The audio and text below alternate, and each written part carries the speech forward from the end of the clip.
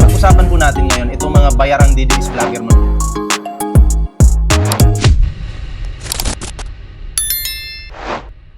Eto na, pakinggan natin. Lahat ng vlogger ni Bongbong Marcos, ito kayo. Subukan nyo lang na kaya nyong gawin. Pag naupo ang presidente si VP Sara, subukan nyo lang. Hindi pa nga nakakaupo, ginagawa na namin eh. Ha? Hindi pa nakakaupo ang bobo mong Sara Duterte. Eh, ginagawa na namin yan. Bakit? Eh, alam naman namin na sa katotohanan lang kami. Hindi naman kami nagpe-fake news. Diba? Oh, hindi naman kami nagpe-fake news. Ay, kaya ginagawa namin yung gusto namin. Oh. Diba? Oh, ginagawa namin yung gusto namin. Wala pa, hindi pa presidente yan at alam kong hindi makakaupo yan. Oh. Diba? Hindi pa nakaupo yan. Kayo, kaya nyo ginagawa yan. Binabalahura nyo yung Pangulo, minumura nyo yung Pangulo kasi mabait ang ating Pangulong Bongbong Marcos. Pero kung si Marcos, kung panahon lang ni Marcos Sr. ngayon, baka patay ka na. Diba? Ako'y naniniwala na pag yan ginawa mo sa panahon ni Marcos Sr., baka patay ka na. I think si Freddy Aguilar noon gumawa lang ng kanta kasi anti-Marcos yun eh. Diba? Lumayas po ng Pilipinas. Nagtago sa ibang bansa. Nagtago sa ibang bansa. Yun, kanta lang yun ha. Kanta lang yun. Paano pa kaya ikaw kung ganyan yung style nyo? Nagmumura-mura kayo dyan. Eh baka mamaya paglamayan kayo. Diba? O pasalamat ka lang ngayon si Pangulong Bongbong Marcos yung nakaupo. Diba? Kasi mabait talaga yung ating Pangulo. Kabaliktaran po ng kanyang tatay. Yung tatay po ni si Marcos Sr. po mabait din sa taong matitino. Pero kung demonyo ka, mas demonyo po yun. Kung demonyo ka, kung hayop ka, kakatayin ka nun. Ha? Oh. Kaya nga maraming mga anti-Marcos na nabuo. Dahil sila ang kumukontra noon kay Marcos Sr. Diba? Pero kung mabait ka, martial law, mabait ka, di wala kang problema. Mahal ni Marcos Sr. ang mga Pilipino. Yun po yung katotohanan. Merong isang general na lumapit kay Marcos Sr. noon. Bobombahin na daw nila yung lugar. Kasi may mga kalaban yata doon or may mga antay. O anong sabi ni Marcos Sr.? Wag. Wag. Sino nakaalala nun? Sino nakakita nun sa video yun? Wag bobombahin. Strike ba? Strike. Airstrike yata yun. Diba? Oh. So, ang sabi ni Marcos Sr., wag. Press 1 nga po sa nakakita sa video yun. So, sabi ko nga sa inyo, mahal ni Marcos Sr.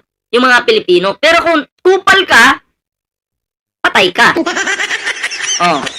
Oh, yun. May mga nag-press 1. So, nakita nila yung video. Diba? So ngayon, kaya niyong babuhin si PBBM kasi mabait. Mabait na tao. Kaya sabi ko nga sa inyo, mahirap din pag sobrang bait eh. Dapat sakto lang. Diba?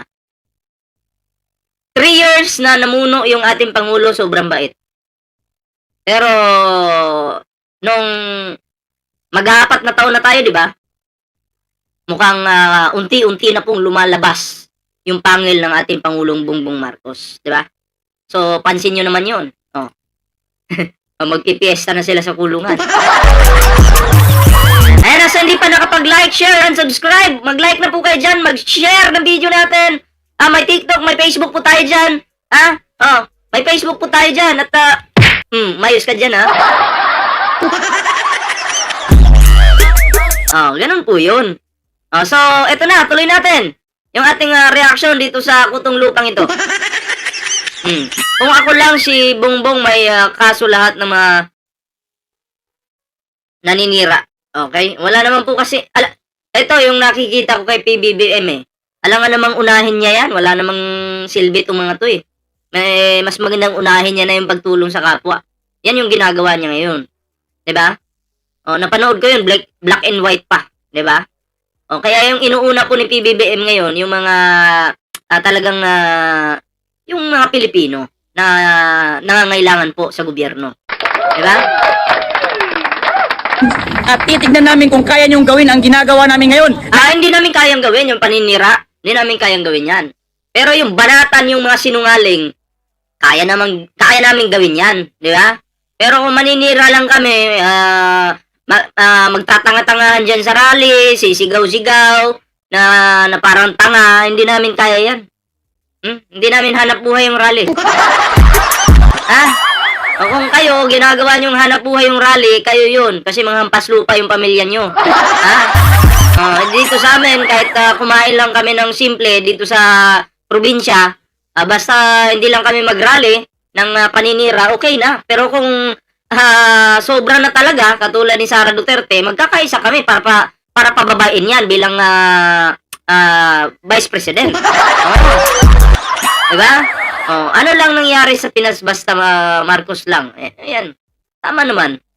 Marcos lang po tayo. Tuloy natin to. Ang amo ninyo ang nakaupo at kaya namin kayong i-bash at siguraduhin nyo lamang. Di bash mo.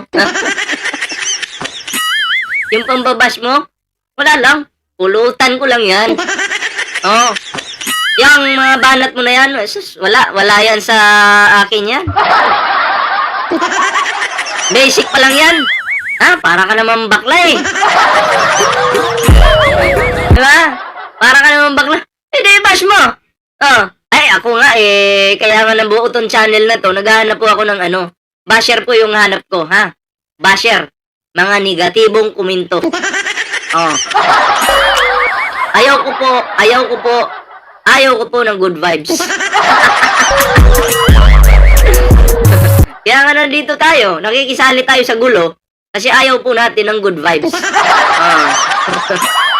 Diba? Tuloy po natin ito. Kapag naging presidente ni Sara, gagawin yan kasi pag nakita ko kayo, pag uuntugin ko mga ulo ng mga... Kakatakot naman. Pag uuntugin daw yung mga ulo. Kaya mo kayang ipaguntugin yung ulo namin sa nipis ng katawan mong yan. Mag-ano ka na muna. Magtiki-tiki ka muna. Magtiki-tiki ka muna para yung mga bulate dyan sa puwet mo lumabas.